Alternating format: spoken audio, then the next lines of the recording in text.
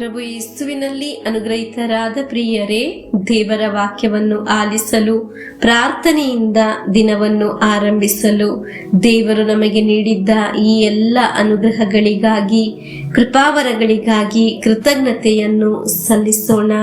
ಅನೇಕ ವ್ಯಕ್ತಿಗಳು ಪ್ರಾರ್ಥನೆ ಕೋರಿಕೆ ಸಲ್ಲಿಸಿ ಪತ್ರ ಬರೆದವರು ಇದ್ದಾರೆ, ನೇರವಾಗಿ ನುಡಿದವರು ಇದ್ದಾರೆ, ಕಮೆಂಟ್ ಬಾಕ್ಸ್ನಲ್ಲಿ ಪ್ರಾರ್ಥನೆ ಕೋರಿಕೆಯನ್ನು ಸಲ್ಲಿಸಿದ್ದವರು ಇದ್ದಾರೆ. ಇವರೆಲ್ಲರಿಗಾಗಿ ಈ ಧ್ಯಾನ ಮಂದಿರದಲ್ಲಿ ವಿಶೇಷವಾಗಿ ಪ್ರಾರ್ಥಿಸುತ್ತಿದ್ದೇವೆ. ಪ್ರತ್ಯೇಕವಾಗಿ ನಮ್ಮ ಮಕ್ಕಳಿಗಾಗಿ ಪ್ರಾರ್ಥಿಸುತ್ತಿರುವ ದಿನಗಳಾಗಿದೆ. ಪ್ರಾರ್ಥನೆಯಲ್ಲಿ ದೇವರ ವಾಕ್ಯವನ್ನು ಆಲಿಸಿ ಮುಂದೆ ಸಾಗುವ ನಿಮ್ಮ ಜೀವನ ಅತಿ ಉನ್ನತಕ್ಕೆ ಏರುತ್ತದೆ. Hallelujah, amen. ನಾವು ಮುಂದೆ ಸಾಗಲು, ಅಭಿವೃದ್ಧಿ ಹೊಂದಲು ದೇವರ ಅನುಗ್ರಹ ಬೇಕು. ನೀವು ವಾಕ್ಯವನ್ನು ವಿಶ್ವಾಸದಲ್ಲಿ ಸ್ವೀಕರಿಸಿರಿ, ಅದು ನಿಮ್ಮ ಜೀವನವನ್ನು ಸುರಕ್ಷಿತವಾಗಿ ತಲುಪಿಸುತ್ತದೆ. ಮಕ್ಕಳೇ, ನಿಮ್ಮ ಸ್ವಭಾವದಲ್ಲಿ ನೀವು ದೀನತೆಯಲ್ಲಿ ವರ್ತಿಸಬೇಕು. ನೀವು ಒಳ್ಳೆಯ ರೀತಿಯಲ್ಲಿ ಮನೆಯ ಒಳಗೆ ಹೊರಗೆ ನಡೆದುಕೊಳ್ಳಬೇಕು. ಶಿಸ್ತನ್ನು ಪಾಲಿಸಬೇಕು. ದೇವರನ್ನು ಆಶ್ರಯಿಸಿ ದೇವರ ವಾಕ್ಯವನ್ನು ಆಲಿಸುವಾಗ ನಿಮಗೆ ಎಲ್ಲ ಅನುಗ್ರಹವಾಗುತ್ತದೆ. ಆಮೆನ್. ಡೈಲಿ ಬ್ಲೆಸ್ಸಿಂಗ್ ಅಲ್ಲಿ ವಾಕ್ಯ ಆಲಿಸುವ ಎಲ್ಲರಿಗಾಗಿ ಪ್ರಾರ್ಥಿಸುತ್ತೇವೆ. ದೇವರ ವಾಕ್ಯವನ್ನು ಆಲಿಸೋಣ. ಮಾರ್ಕನ ಶುಭ ಸಂದೇಶ 5ನೇ ಅಧ್ಯಾಯ 1ರಿಂದ 5ರವರೆಗೆ ವಾಕ್ಯವನ್ನು ಆಲಿಸೋಣ. ಅವರೆಲ್ಲರೂ ಗಲಿಲಾಯ ಸರೋವರವನ್ನು ದಾಟಿ ಆಚೆಯ ಕಡೆಯಲ್ಲಿದ್ದ ಗೆರಸೇನರ ಪ್ರಾಂತ್ಯವನ್ನು ಸೇರಿದರು.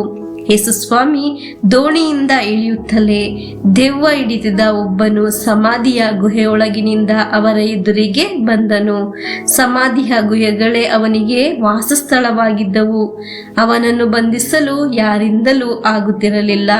ಸಂಕೊಲೆಯಿಂದ ಬಂಧಿಸುವುದು ಅಸಾಧ್ಯವಾಗಿತ್ತು. ಸರಪಳಿ ಸಂಕೊಲೆಗಳಿಂದ ಅವನನ್ನು ಕಟ್ಟಿದ್ದಾಗ ಅವುಗಳನ್ನು ತುಂಡು ತುಂಡು ಮಾಡುತ್ತಿದ್ದನು. ಅವನನ್ನು ಹತೋಟಿಗೆ ತರುವ ಸಾಮರ್ಥ್ಯ ಯಾರಿಗೂ ಇರಲಿಲ್ಲ. ಹಗಲು ಇರುಳು ಎನ್ನದೆ ಸಮಾಧಿಯ ಗುಹೆಯಲ್ಲಿಯೂ ಬೆಟ್ಟಗುಟ್ಟಗಳಲ್ಲಿಯೂ ಅವನು ಅಲೆದಾಡುತ್ತಾ ಅರುಚಾಡುತ್ತಾ ಕಲ್ಲುಗಳಿಂದ ತನ್ನನ್ನು ತಾನೇ ಚೆಚ್ಚಿಕೊಳ್ಳುತ್ತಾ ಇದ್ದನು. ಪ್ರಿಯರೇ, ಈ ಅಧ್ಯಾಯದಲ್ಲಿ ನಾವು ನೋಡುವುದು ದೆವ್ವ ಪೀಡಿತನ ನೋವು. ಎಲ್ಲವೂ ಕುಗ್ಗಿದ ಒಂದು ಅವಸ್ಥೆ. ಆ ವ್ಯಕ್ತಿಗೆ ಇನ್ನು ಜೀವನದಲ್ಲಿ ಒಂದು ಭರವಸೆಯೇ ಇರಲಿಲ್ಲ. ಇನ್ನು ಜೀವನ ಇದೆಯಾ ಎಂದು ನಾವು ಸಹ ನಮ್ಮ ಜೀವನದಲ್ಲಿ, ನಮ್ಮ ಬುದ್ಧಿಯಲ್ಲಿ ಯೋಚಿಸುವ ಒಂದು ಅವಸ್ಥೆ. ಆದರೆ ನಮ್ಮ ಬುದ್ಧಿ ಯೋಚನೆಗಿಂತ ದೇವರ ಶಕ್ತಿ, ಅವರ ಚಿಂತೆಯೇ ಬೇರೆ. ಈ ವಾಕ್ಯದಲ್ಲಿ ಯೋಚಿಸುವಾಗ ನಮ್ಮ ಯೋಚನೆಗಿಂತ ದೇವರ ಶಕ್ತಿ, ಅವರ ಚಿಂತೆಯೇ ಬೇರೆ ಎಂದು ನಮಗೆ ಅರ್ಥವಾಗುತ್ತದೆ. ನಾವೊಬ್ಬೊಬ್ಬರು ಆ ದೆವ್ವ ಪೀಡಿತನ ಹಾಗೆ ಏನೆಲ್ಲ ಚಿಂತೆಯಿಂದ, ಸಮಸ್ಯೆಯಿಂದ ಕುಗ್ಗಿದವರು ಆಗಿರಬಹುದು. ಮನಸ್ಸಿನಿಂದ, ಶರೀರದಿಂದ ಕುಗ್ಗಿ ಹೋದ ವ್ಯಕ್ತಿಗಳಾಗಿರಬಹುದು. ಎಲ್ಲಾ ವಿಧದ ಒಬ್ಬಂಟಿತನ ಅನುಭವಿಸಿದ ವ್ಯಕ್ತಿಗಳಾಗಿರಬಹುದು. ಆದರೆ ವಾಕ್ಯದಲ್ಲಿ ಆಲಿಸಿದ್ದ ಹಾಗೆ ನಮ್ಮನ್ನು ಈ ಅವಸ್ಥೆಯಿಂದ ಹುಡುಕಿ ಬರುವ ದೇವರಿದ್ದಾರೆ. ಮನುಷ್ಯರಾದ ನಮ್ಮನ್ನು ಈ ಅವಸ್ಥೆಯಲ್ಲಿ ಹುಡುಕಿ ಬರಲು ಯಾರು ಇರುವುದಿಲ್ಲ. ನಮ್ಮನ್ನು ನೋಡಿ ತಿರುಗಿ ಹೋಗುತ್ತಾರೆ.